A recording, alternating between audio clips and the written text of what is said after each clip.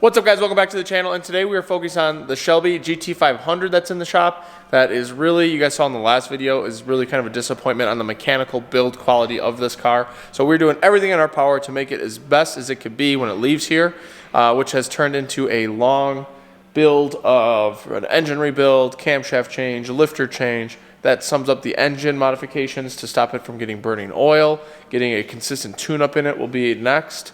The transmission is all good, so we didn't really have to change anything there. But now we are working on the back half of the car, which has its own slew of issues. So let's jump right in, and let's show you what we're working with in today's video on the Gt500.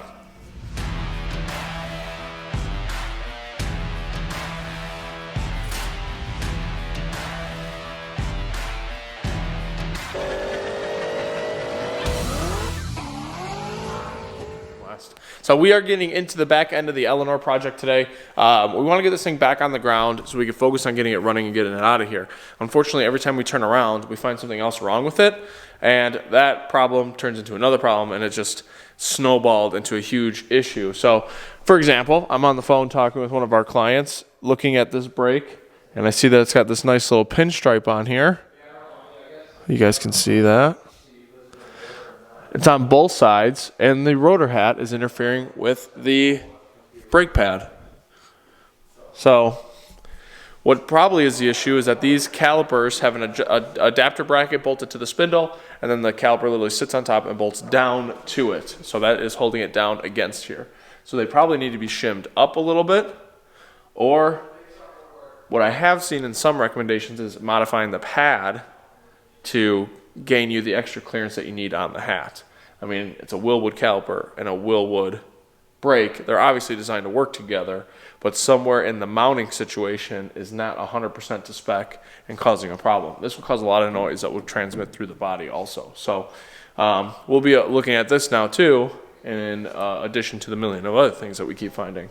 But the main thing for today is, one, get the appropriate size hardware in the control arms so it doesn't do this anymore. So it's got like probably a 12mm bolt and a 1/2-inch hole, which is very common on other Mustangs. Fox bodies are all similar. When you start going to the aftermarket stuff, they use bigger bolts. We have to check the uppers for the same problem. But the biggest thing is we have to weld and solidify this rear suspension setup. So this is a bolt-in deal. It's like a one-size-fits-all, slide to adjust, bolt it in, be done. But when it's done, I feel that this should be welded at the joints. These are not welded. This is not solid. So this needs to be finalized. And then the upper coilover bar has a very similar problem. And it's been hammered to hell, and now it's all messed up and causes a bunch of noise over any bump. So this whole, let's call it a subframe, needs to be permanently affixed into the car. So that's going to be today's project. So what we found is, once we found this issue and we found that it's causing some damage to the coilovers, we said no problem, we'll take it out, weld it up, make it nice. Well, now this exhaust is welded to it. You can't get that hanger out of there the way that this is set up. So that's got to get cut off. Then you got to take the mufflers out, which the exhaust comes into the muffler and out to the side pipe. And then after they had the pipe somewhat in the area code of where the tip was going to be, they tack welded it from the inside into the pipe. So it's literally impossible to remove.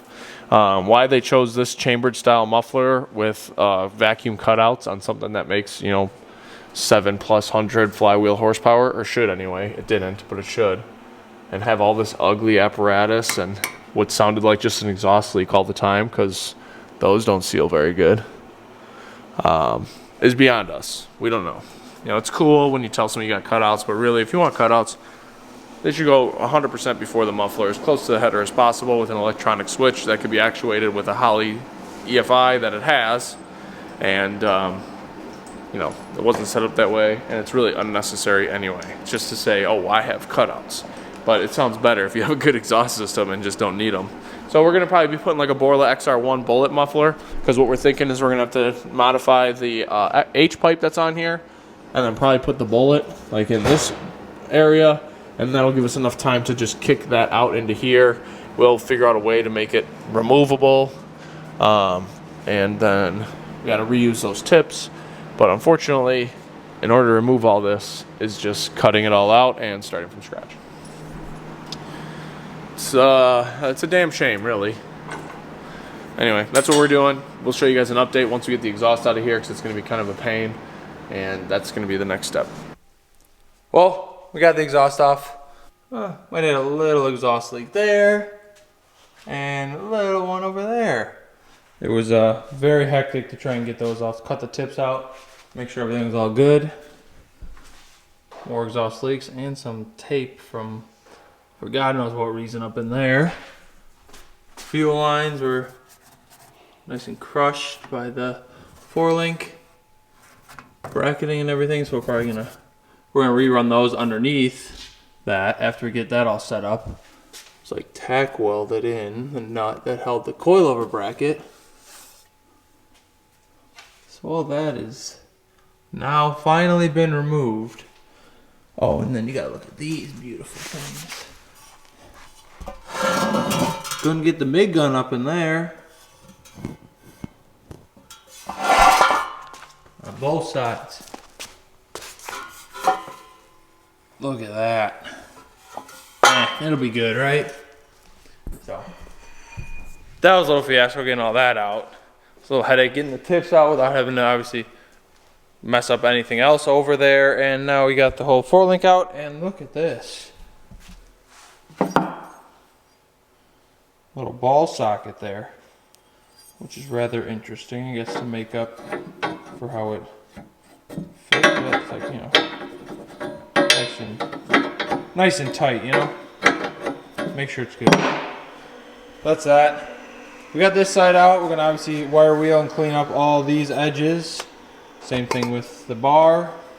Get the edges nice and clean so we can put it all back in the car, tack it up, get it ready so we can finally weld that in. So this is now affixed. You don't have to worry about it, you know, moving around if for some reason the frame were to flex or anything like that. And like, we're gonna put a bar through here with a plate on the end and weld that up into the car. So basically this is now gonna become a fixed thing in the car. You won't really be able to move it. Hopefully that'll solve a lot of the rear end noise that they were experiencing when they did drive it. The little amount that they did, at least we noticed when it did get moved. When Nick was going for a ride, he was like, oh wow, yeah, makes a lot of noise back there. So far we found that all the hardware in the lower control arms are improper. I'm now about to zip the uppers off, but there's that. Obviously I think we're gonna touch base on this whole thing.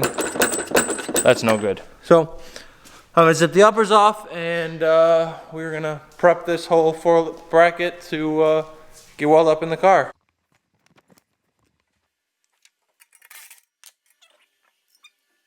Just as expected, those move around nice and easy. So that'll all have to get changed as well. We'll probably have to drill out all these holes. They fit snug to the bolt, but the bolt does not fit snug into the control arms. There's one side.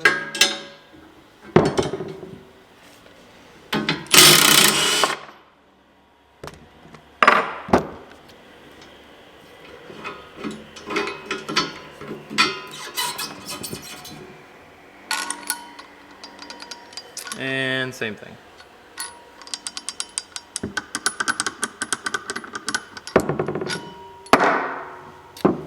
Nice. Obviously you can see where the exhaust hangers were welded on, right there and right there. So those are gonna have to be trimmed down, cut up, and repainted obviously. And now I gotta get these washers all off, and it's ready to go back in the car. And something else I just found. One side is not like the other. These are level, nice and flat together. Look at those. One seems to be good, one is not. Which will eventually lead to premature wear on the bushing and cause a whole lot of problems. As you can see, it already started mushrooming a little bit. That side's nice and even on both sides. This one, not so much. So we're gonna obviously correct all that and make sure it goes back in the car properly. An issue at anything and everything with this car, sadly. Sorry. Literally every step of the way along with this car is finding more and more things. Don't worry, men and family, we'll make sure it's all right. All right, so oh man, I got a huge black mark on my nose. All right, so we have the rear suspension out. You guys saw Dan taking the control arms off of it. And I wanted to show you guys the issues that it has, what we're going to do to fix them, and then a couple other things we're going to address, because this is no longer going to be a removable piece like it was. So as you see, it is upside down of how it goes in the car. This is the coilover mount locations. This is the control arm mount locations. This is the adjustable slider that goes in the end. So you can set it to the width of the car, and then it bolts into the frame rails.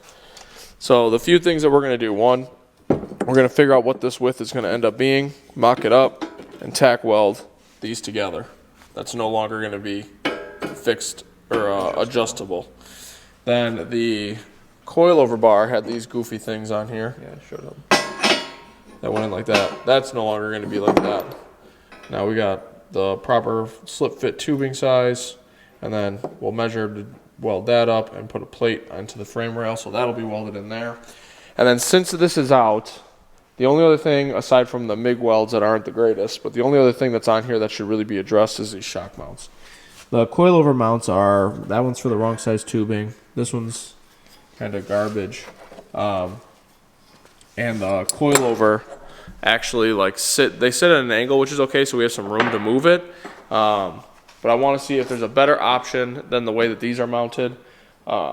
And also if we can kind of push them back towards the back of the car more, that'll help us get the spring and coilover from hitting the axle where it was binding.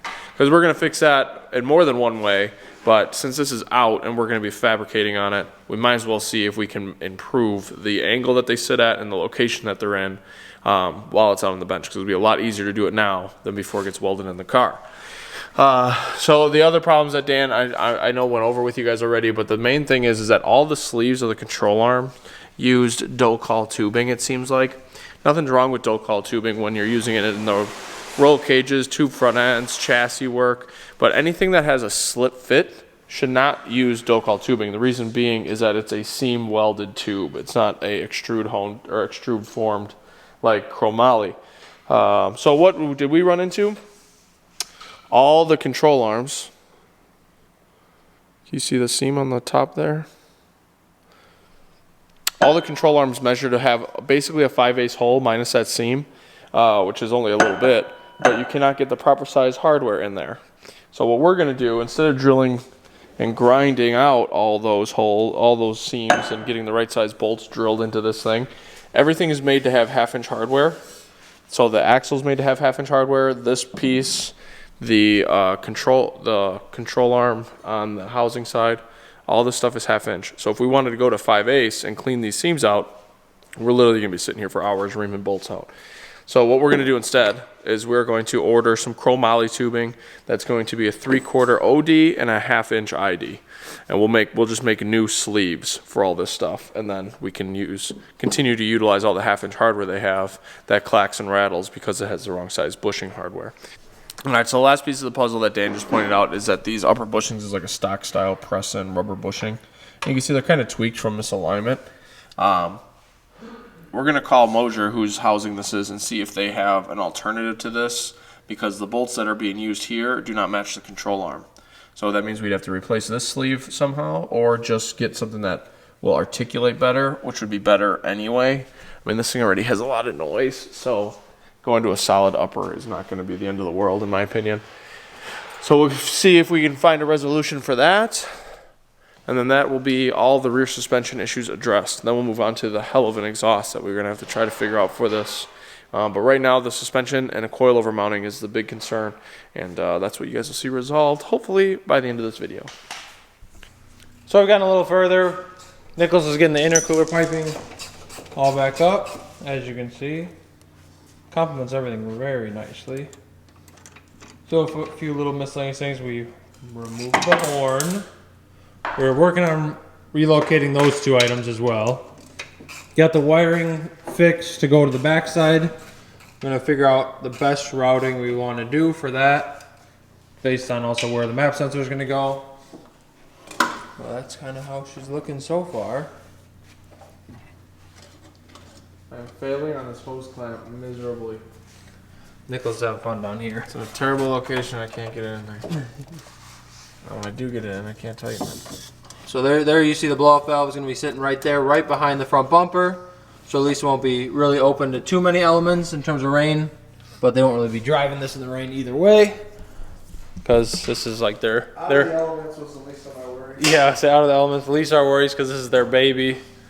This is their, I would say their prized possession vehicle of their fleet. We're going to get everything else situated to get all the intake piping. And I think we're going to try and put the blower on here later. Shortly, I should say. Then we're going to try and figure out what we're going to do with all these coolant lines, if we're going to change them or not. And this freaking wiring is terrible. And we are finding more and more questionable wiring, which is scary because that can go down a very deep rabbit hole. But yeah, so we got all that going. Then we got to obviously do a little vacuum line plumbing. And then once we decide where the fuel regulator is going to go, fuel pressure regulator is going to go, the lines will have to be changed. And we are, like I said before, we are redoing the lines in the back. Not really redoing them, we're just running them on the underside, not against the body.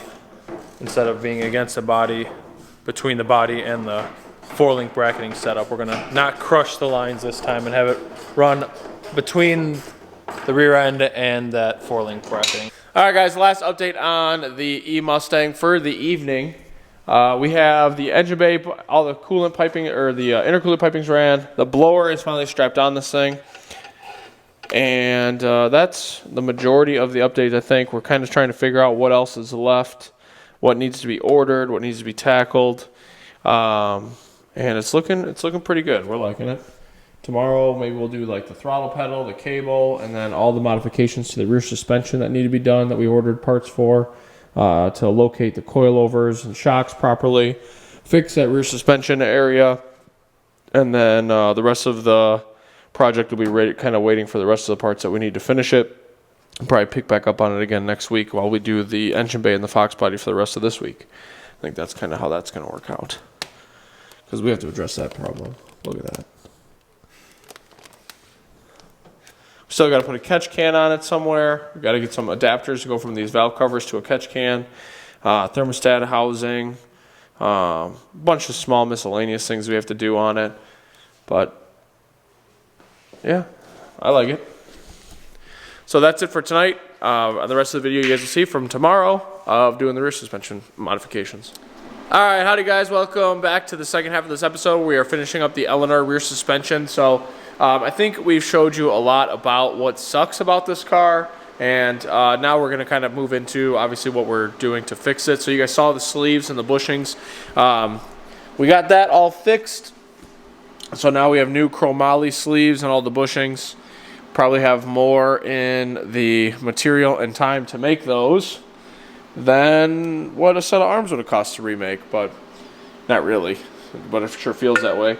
So the control arms all have the right bushings now, so that's 3/4 outside with a 1/2-inch ID, and then a 1/2-inch ID there, so all the bolts will work in there without having a bunch of play.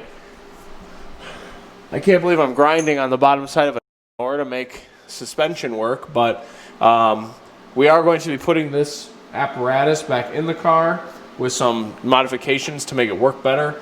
So I have a couple bare spots I'm just going to stitch weld in. And then I have the spots where the coilover bar is going to weld in up on top there. So once that's all in, we'll tape it off and paint the squares around there so everything's black.